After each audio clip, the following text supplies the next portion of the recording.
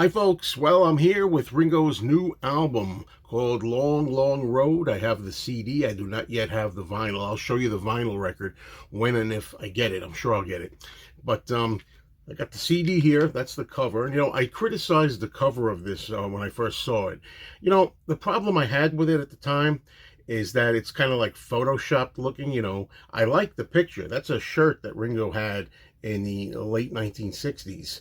He wore this as a Beatle. You can see him wearing it in various shots.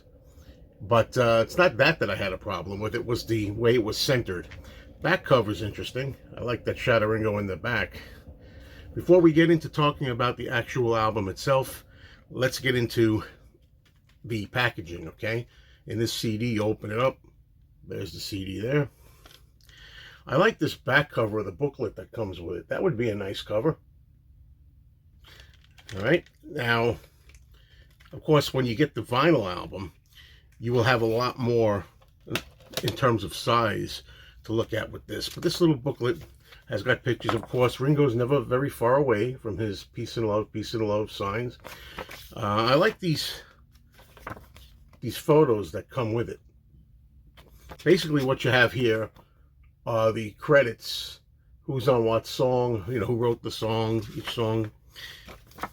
Gatefold. But you don't have any lyrics here. That's also a nice shot. It's nice to see Ringo doing other poses except just that all the time. Let's talk about this. There are 10 songs on this album, and I've heard 2 of them already.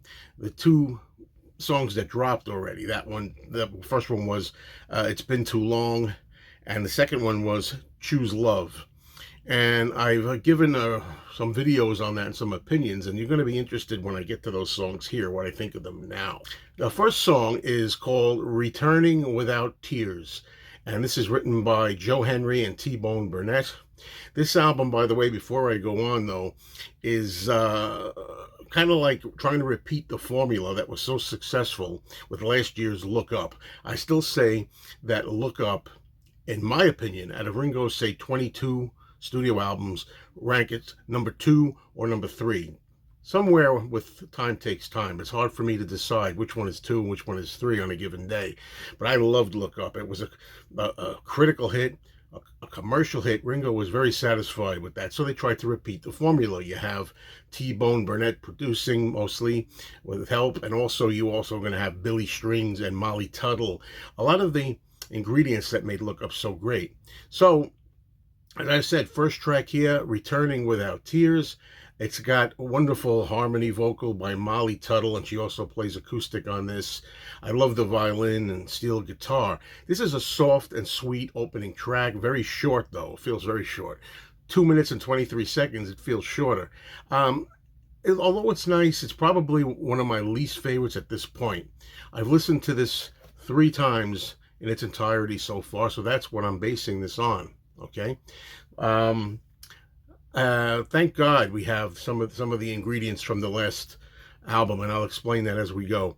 Number 2, the track is called Baby Don't Go, written by T-Bone Burnett. It has a lot of fun lyrics here that rhyme. They're a lot of fun, and I also like the line in there, I don't know where I am, but I'm glad I'm here. That's pretty good. I love the main chorus, the Baby Don't Go bit. And this sounds very familiar, like we've kind of heard this on Look Up. This kind of style. It was very much in the flavor of the first album. And the harmony vocals by Billy Strings, who also plays acoustic on here. Very nice. Billy Strings, essential ingredient with Ringo on the last album. You'll hear that I keep referring to the last album. It was so good. And it's hard not to judge them together. Okay, electric guitar here by T-Bone Burnett. Really nice. I like this song quite a bit. This is the second one. The third track is called I Don't See Me in Your Eyes Anymore. And this is a cover song. There were a few versions of this. 1949, there was a version. Then 1974, Charlie Rich did a version. But this one here is Ringo coming close to the 1959 Carl Perkins version, which, of course, that was one of Ringo's favorites, one of his heroes, and of course George Harrison's as well. The Ringo vocal here is good. I think Ringo's vocals on this album are pretty good overall, I should mention. At times I can hear more of his age in them, On this particular track, the cover, I Don't See Me in Your Eyes Anymore, Ringo sounds better than some other tracks. I've only listened to this 3 times, but that's what I gauged from this. And I know I can't tell you what's auto-tuned or what's not. It just seems like sometimes his actual voice comes through more than on other tracks. Okay. This has like a 1950s doo-wop type of feel to it with country in for good measure and great guitar sounds on here. Okay, next track, number 4, is It's Been Too Long. That was the first track that was dropped, and I have a new appreciation for it. I made that clear. When I do certain reviews of new songs and things, I say this is my first reaction. This is my first impression. Sometimes I may like it better. Sometimes it might not get better to me at all. Sometimes I love it straight out of the gate. As far as It's Been Too Long, it's grown on me already. And this is written by T-Bone Burnett and Daniel Tashian. And the harmony vocals by Daniel Tashian as well.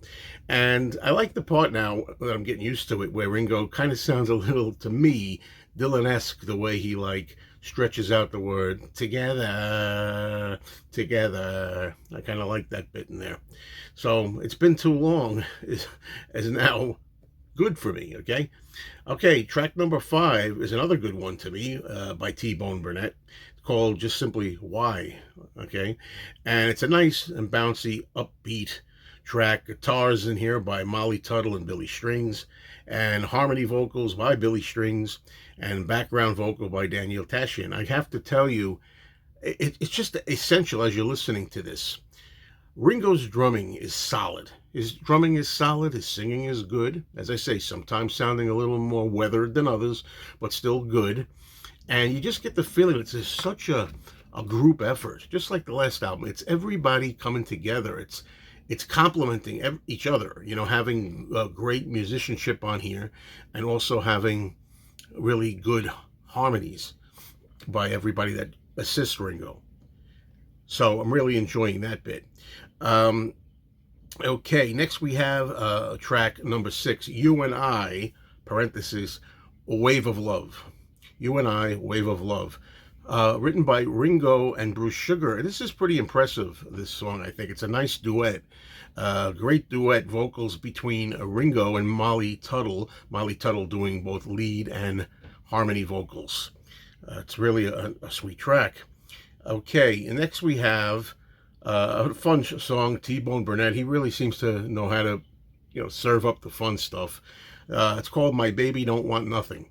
And I love the way that title, the main title, is being sung in the song. Okay, it all comes together again. Everybody working together, the vocals, the singing, the musicianship. Ringo sings with Billy Strings and Daniel Tashian. Okay, number 8. It's the remake of Ringo's 2005 song, Choose Love. He did a remake of his own song. This was written by Ringo, Mark Hudson, and Gary Burr. I did a review of the song Choose Love, this remake, and I called it a turkey. But I also said that if it grows on me, if I listen to it on the album, and maybe it sounds better in placement with the album, I'll say so and I'll eat crow. Well, you know what? I now accept this song and enjoy it enough that I am willing to go back and get rid of the video that I did. That's right. I have a whole different opinion. I'm going to now expel that video where I put it down big time, because Choose Love, the remake, while I'm still not sure in my mind whether I like it better or not than the original one that was on the Choose Love album in 2005, it has a different approach to it. It has vocal harmonies by St. Vincent on it, okay? And I appreciate now the psychedelic flair that it has, where they're trying to make it sound presumably a lot like, Sgt. Pepper era. So I kind of do appreciate it now. I only listened to it the one time. It's a totally different experience listening to a song the proper way, on a stereo system with the right volume and the right sonics around. It's not the same listening to a song on your phone or on your computer or through a stream or a download. That's not really the right dynamic. And I really think that's part of the reason why I didn't like the 2 songs when I first heard them from this album. And also the fact that they weren't in the sequence of the whole thing. I think they work better as part of the album than they did apart. Just goes to show you. There are times when songs will appeal to you right away, and you know you love them. You don't even need another hearing. There are other times when you're being harsh on something, and you got to give it some listens. That's what I do. So I'm owning up to this one. And now enjoy the Choose Love remake. Was it necessary? Not really. I'd rather Ringo have done another song. Okay, now we go to track 9. Track 9, I'm going to say, is possibly my least favorite song on the album. I'm looking here at my notes. Out of the 10 songs, I like them all, except for number 9. None of them are terrible, by the way. This one is called She's Gone. Not terrible, but it's written by Paul Kennerly, Daniel Tashin, and T-Bone Burnett. A little weaker, slower, a little more plodding. But thank God for Molly Tuttle, who does nice harmonies on here. I got to tell you, you can't underestimate what Molly Tuttle, who I'd never heard of before the Look Up album last year, what she brings to Ringo at this point, and what she brings, along with Billy Strings and T-Bone Burnett and others, what they've done for Ringo's career these last 2 albums. I mean, Ringo's good on this album, but he really wouldn't be nearly as good if it wasn't for these people helping him out, because they really, really put the icing all over this cake. Okay, but She's Gone, not one of my favorites. The final track is called, the title track, Long, Long Road, track 10, by Ringo and Bruce Sugar, who wrote it. This is more of a country vibe. You know, this album, it's not, just like the last album, it's not very country. It's kind of country flavored, Americana thrown in there, and a tinge of pop. It's, you know, it's a little bit of this, a little bit of that, all to come out. Very listenable. A little bit of every world in there, and I kind of like that about it, that mix, about these 2 albums. It'll take a few listens, though, to this whole album overall to really, really love it, but I have to tell you, after listening to this, while I did enjoy the last song, Long, Long Road, you know, it's a good closer. It was a good closer track, and it works as the end of the album. I find this album, after 3 listens, a good album. This is already, to me, a good album on 3 listens, but not great. I think Look Up was a great album. This one, the follow-up, as often happens with sequels or follow-ups, it's good, not great. Please give it some time. You know, this is as he said in that 1992 album that's really recommended, Time Takes Time. You have to really give this one more than one spin. It's amazing to me how I played the album the first time and I thought, yeah, it's decent, it's pretty good, but I don't really hear a lot of hooks, and I don't really hear a lot of flares. And then the second and third listens, I'm hearing all the hooks, I'm hearing all the catchy choruses, I'm hearing all Ringo's little fills and little touches he does when he like plays the cymbal or the you know, the rim or whatever he does that I love so much that he does. And I'm hearing all the little nuances now after 3 listens. This is a good album by Ringo. Please check it out.